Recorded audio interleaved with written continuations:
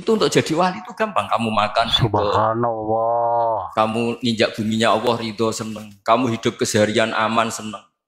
Sungguh-sungguh Allah sangat ridho ketika seorang hamba itu Allah makan, sangat senang ketika makan, hambanya makan ridho. ketika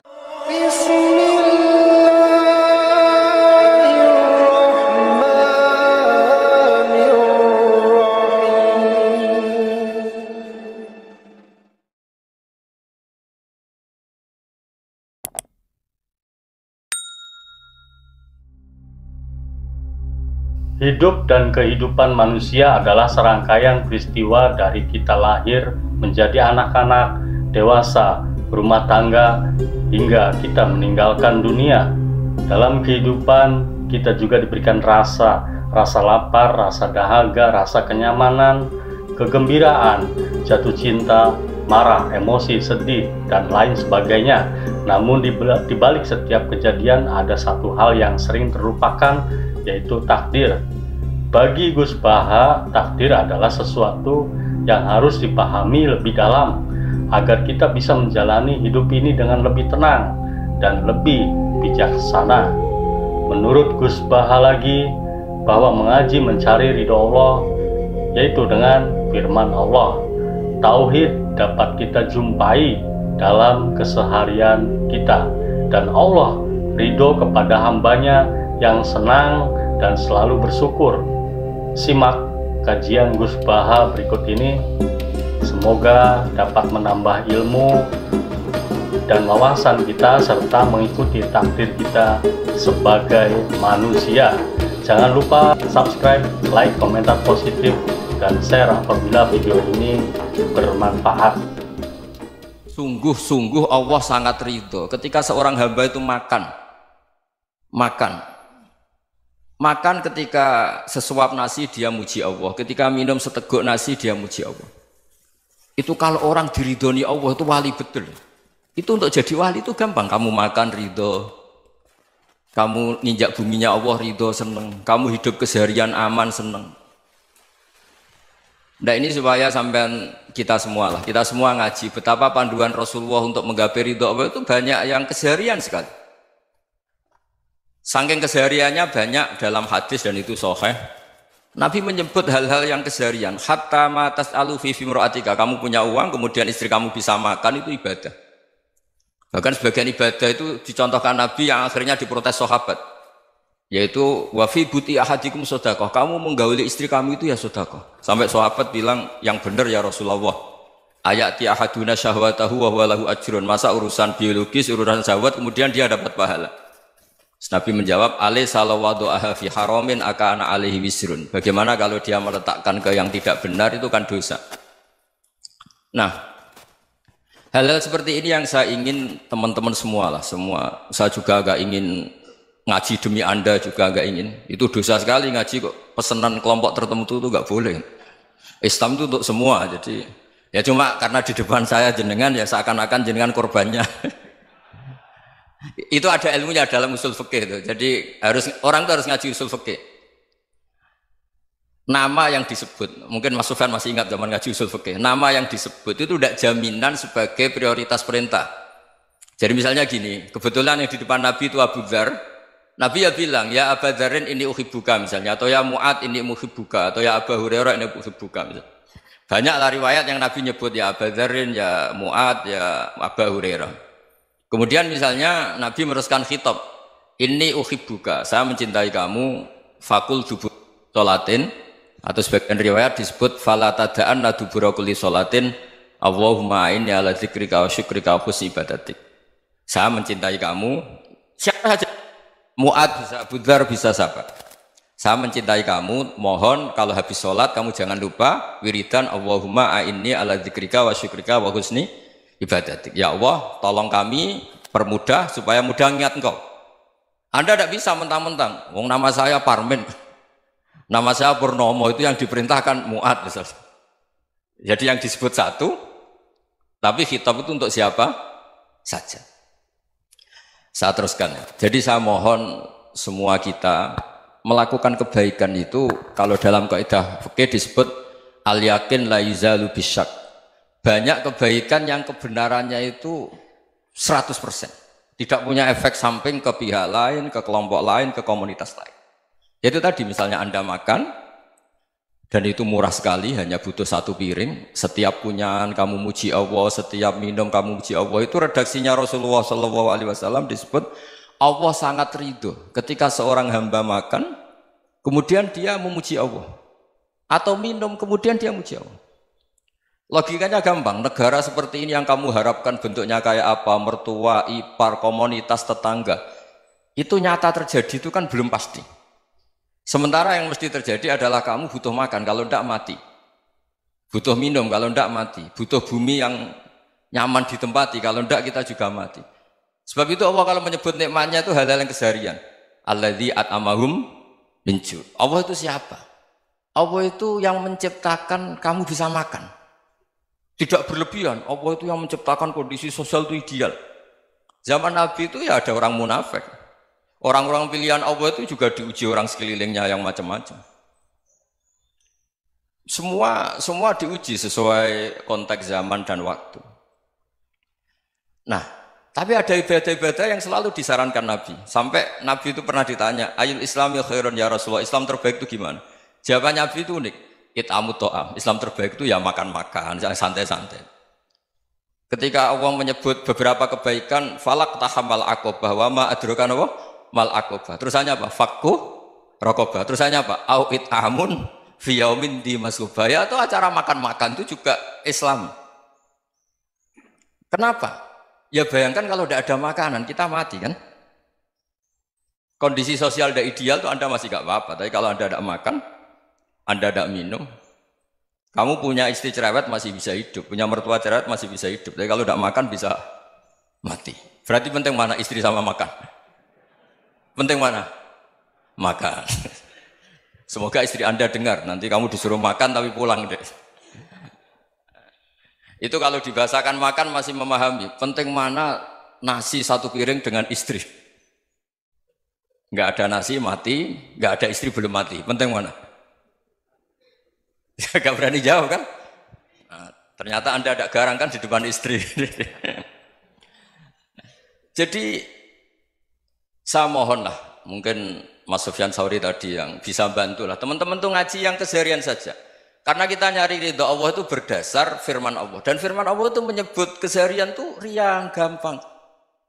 Yaitu tadi misalnya wa min ayatihi manamukum bil-laili wan-nahar. Termasuk ayat-ayat Allah itu kamu tidur. Maka dulu itu ada guyonan, ada tokoh Mu'tazilah, kelompok dalam Islam yang berpikir manusia itu bisa menentukan ikhtiarnya sendiri. Karena saya bisa duduk, ingin duduk, ingin berdiri, berdiri. Karena kelompok ini nggak terima kalau semua kehendak Allah, nanti bagaimana kalau semua kehendak Allah kok ada hisab ya, ada sanksi. Lucunya itu dia akhirnya, ini cerita ya, mencintai seorang perempuan, cantik sekali.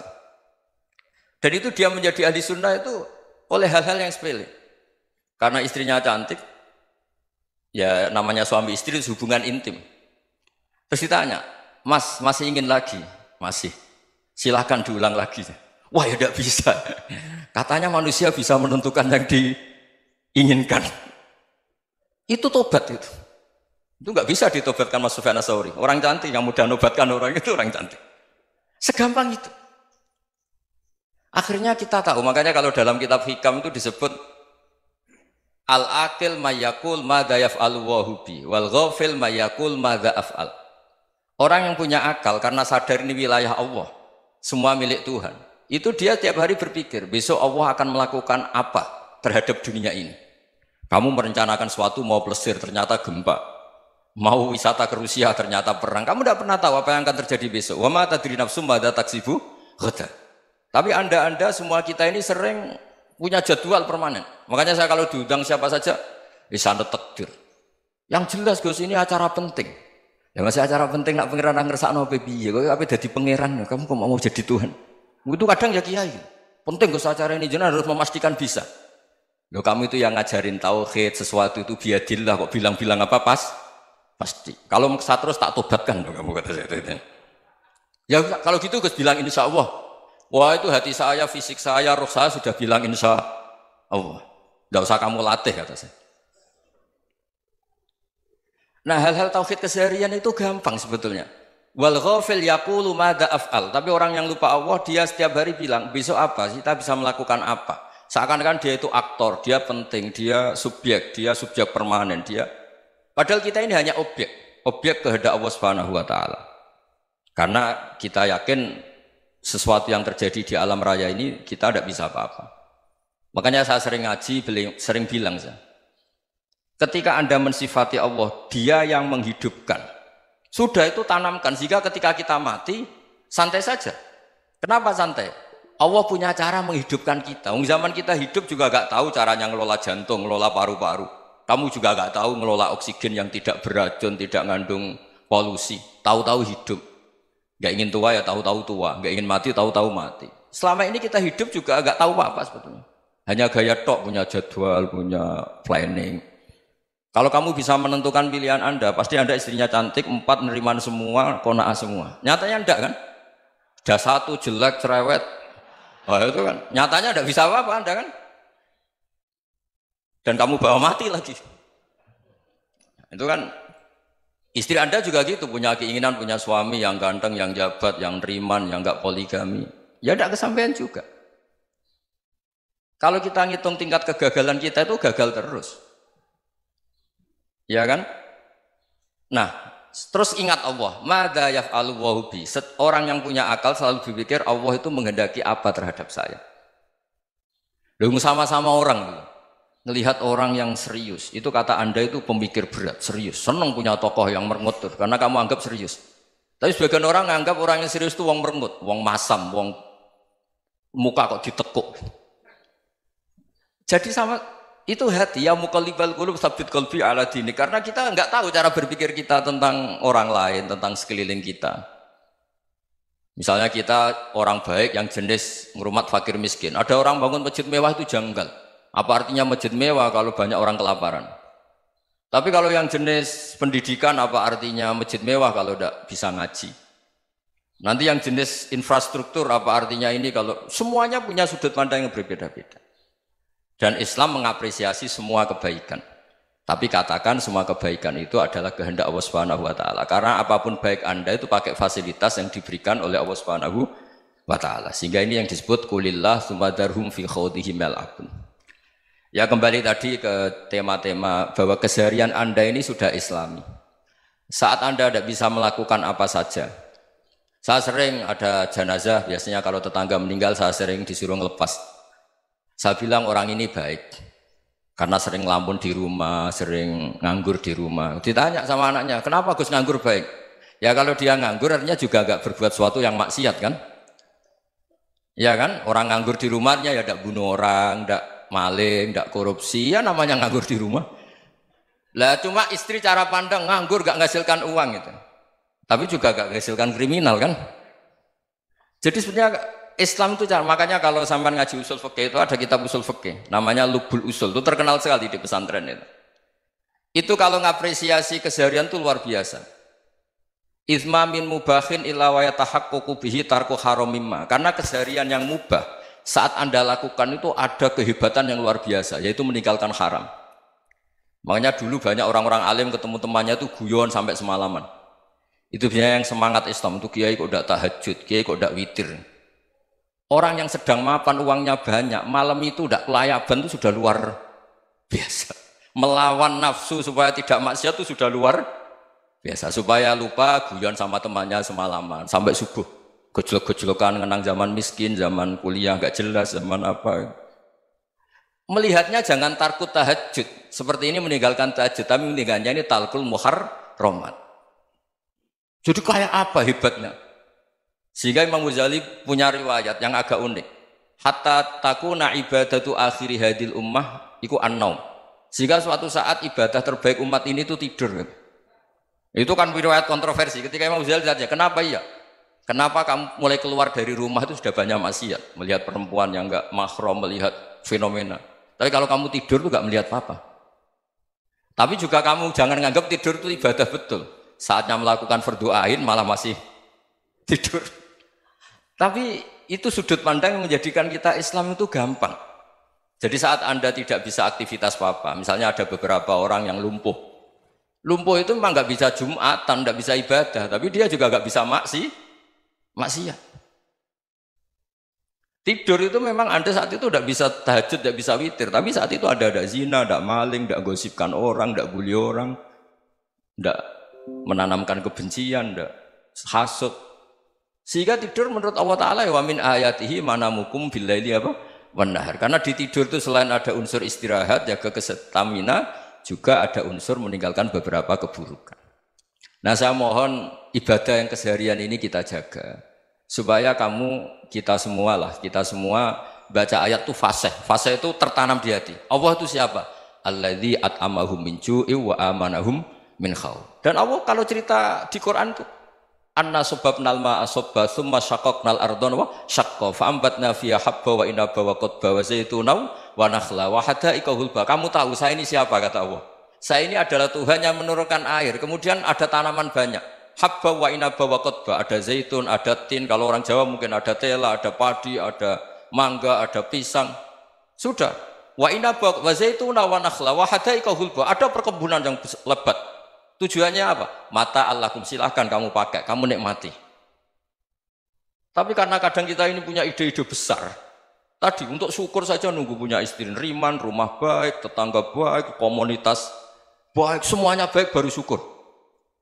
Lama-lama nanti ada di surga, syukurnya nunggu surga paling kelas A. Itu sudah ada yang menghuni Rasulullah, kamu nggak boleh di situ. Masa untuk syukur saja? Repotnya Masya Allah. Jadi mohonlah Quran yang kalau Anda hafalkan juz sama itu kan ada ayat-ayat yang kayak tadi. Ya, fal yang dzuril insanu ila ta'ami. Coba lihat apa yang kamu makan ya, dari mana? Dan untuk mempertahankan hidup kamu keseharian. Jadi jangan kira ibadah itu harus membentuk komunitas yang versi Anda. Ibadah itu harus yang hal yang mulu-mulu. Kesehariannya Anda alami. Loh ini saya tidak bikin-bikin. Saya ngaji bukan karena berdasar pesanan.